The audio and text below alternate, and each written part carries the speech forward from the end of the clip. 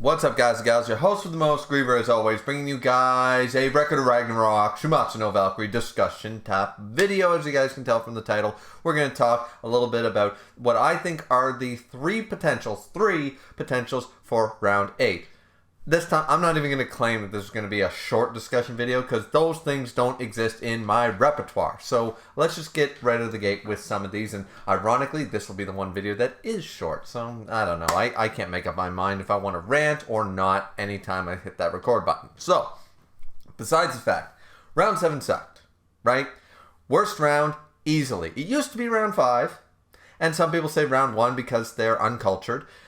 But either way, I think almost universally, other than some outliers that I've been seeing on Reddit and some comment sections on YouTube and stuff, we can all admit that round 7 was really bad.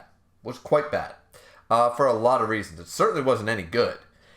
Now, round 8 needs to pick up the pace. Round 8 needs to be fire. It needs to be shorter with a lot more shit going on page for page. And we need to get back to what made Record of Ragnarok some good shit. Some shit that made us hype, that made us feel. Now, because the creativity level is down, I would argue that what we need is about a mid-diff fight. Not a low-diff. We need another round 1. We need not a low-diff fight, but we need a mid-diff fight that's ended pretty quickly. Because it doesn't make sense. In the Kengan and any other tournament-type mangas, you always have people that dominate. It happens in a lot of sports manga. I know a lot of my fans do not read sports manga, so I'm going to let you in on a little secret. All sports manga have tournament arcs. And sometimes people get fucking destroyed. They get swept. It happened in Kengan, it happened in History's Strongest Disciple, and it happens in Prince of Tennis and all that stuff. So why can't it happen here? People argue that no, they don't want that. That would be lame. That would be boring. But it's not. It would not be in any way. It'd be realistic. Some of these gods should walk up and go bitch slap. Some of these humans. Adam, other than Zeus, so far, Adam would have walked up and destroyed Poseidon. Right? I think we can all agree on that.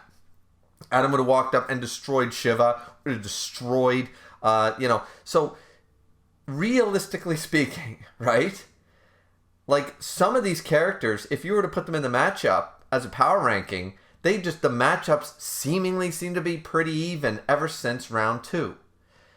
And I'm sitting back and I'm going, why don't we change up that a little bit? Because the creativity is clearly down or the wrong direction, right? Ever since round 5, it's been a little weird. It hasn't been well written. It hasn't been the right type of creativity. And even when it is, it doesn't go anywhere. So what I'm arguing now is that round 8 needs to not only be stellar, but needs to be a mid-diff fight.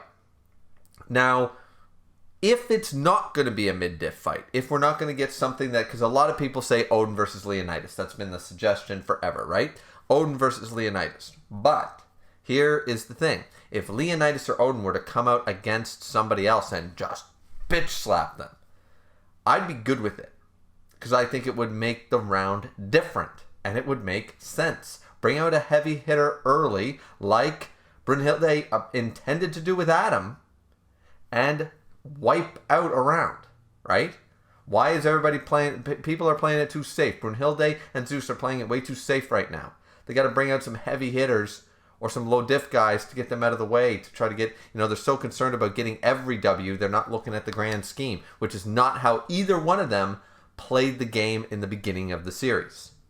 So, with that all being said, if we want some creativity, if we want some rounds that are going to be pretty good as far as that goes, the big predictions that a lot of people have is a lot of people want Simon, the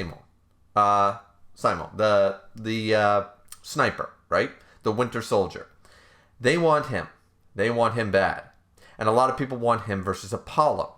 It's got the epithet of sun versus, summer versus winter, sun versus snow. It's got 2 archers, that kind of idea, 2 long-range fighters. It would be a very different battle. Sure, I can agree to that. The problem is that it would take a creative mind to make it done right. And right now, looking at the current state of the manga, the creativity is going the wrong direction when there is some. And realistically, I'm not putting all my eggs in the creativity is going to be good basket right now. So though a lot of people have said that they really want that fight and they think that fight's going to be really good, in the way that the manga has been going, I don't want to be disappointed by that fight because everybody's been hyping that up. I'm not personally hyped for it, but a lot of people are. And I would hate to see a lot of people disappointed and even drop the series if it's done really poorly. And in the current state of the manga, I wouldn't bet on having a well-done creative long-range battle. So, though that's a potential for round 8 to bring some people back, I'm very concerned if it's going to be good. Now, another big one to do would be Rasputin versus Anubis. That's been my prediction for a long time. Anubis versus Rasputin. I think the guy who couldn't be killed, the charismatic, the Russian James Bond who could not be killed, versus the Farrier of Souls. This makes a lot of sense to me, and I think this would work out hugely. I think this would work out very, very well. And the best part is that would it need some creativity? 110%. It would need lots of creativity. However, it could be subtle. It wouldn't need as much of a thinking outside the box sort of thing that the long range battle would need. And I think if done correctly with the right type of characters, because we haven't met Anubis or Rasputin yet, I think seeing fresh faces and with completely different, and if they don't extend them around like crazy, I think we can get a very unorthodox version of both Anubis and Rasputin. And this would be quite intriguing. What if Anubis has been waiting for the position of the throne of hell to open up this entire time? What if he's a greedy Farrier of Souls who has always resented that Hades always bested him, and now the position is open, and if I win this round for the gods, I shall take over Helheim. There could be this entire, build up, taking the crap that was round 7 and breathing and building onto the building blocks of a badly written round and building up into a good round based on it, right? If that would be the case. And Anubis gets frustrated that he can't seemingly kill the immortal Rasputin, right? So that would be a very interesting round, and it wouldn't take as much creativity if they built off the fact that Hades is gone, so the throne of hell is open. This is a very good opportunity to utilize Anubis versus Rasputin, in my opinion. The last round that I can see potentially happening would be, since we've seen him from the beginning, both these characters, Loki versus Okita. That is potential. However, I think that if they do, I think that's going to be round 9. But it's one of the ones that everyone has seemingly thought, right now we need magic, we need some abilities back into the series. So if that's the case, we all assume that Loki's going to use straight up magic, illusions, blah, blah, blah. We've had a lot of theories about Loki since he's been here since the beginning of the series. So if Loki's going to fight Okita, who have both been around for a while, that would work. That would work well for me. But only if it's done well, and that's the big key thing. These are all, I think, very long-winded, down-to-the-wire fights. I don't think anybody easily low-diffs anybody in this way. So, if that's the case, and the creativity isn't there, and that's why I'm not even bringing up the fact that Tesla versus Beelzebub is the clear great matchup there for the scientific, Mayuri Kuritsuchi versus Kisuke Urahara crazy type of battle, you know what I mean? That will work, but if the creativity of the mangaka is there, which right now is, I'm not confident. So, instead of doing that, how about we do something a little unorthodox? These are all great potential fights for high-diff victories, for either side. But what I think this manga needs right now is a round 1 again, to bring us back to where we started and where we started to enjoy the series. I think that's what we need. We need a mid-diff, shorter round that just blows us away with the crazy antics, with the crazy breaking of the arena abilities, which Hades did do, but it went nowhere and didn't impact us enough. So we need something like that. We need something that reminds me of round 1 or 2. Go back to the basics a little bit and just have somebody dominate. Or mid-diff. as I've been saying. I don't need a low diff necessarily. Not to the level of Buddha versus Zerafuku. But we need a Thor versus Lu Bu again, I think. We need something like that. So the potentials for those, of course, are none of the ones that I've listed, because I think those are all high diff fights on either side. If those are the matchups, of course. So who potentially could do something like that? Well, the obvious answer is Odin. Everyone's expecting Odin versus Leonidas at the end. I'm thinking next round, if somebody brought out Odin or Leonidas against whoever else, or potentially, since we've been introduced to Nostradamus, and Nostradamus seems to be has this very weird relationship with the gods, similar to the whole Adam thing that everybody assumed.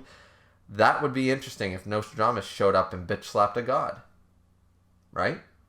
I'm just spitballing a little bit here, guys.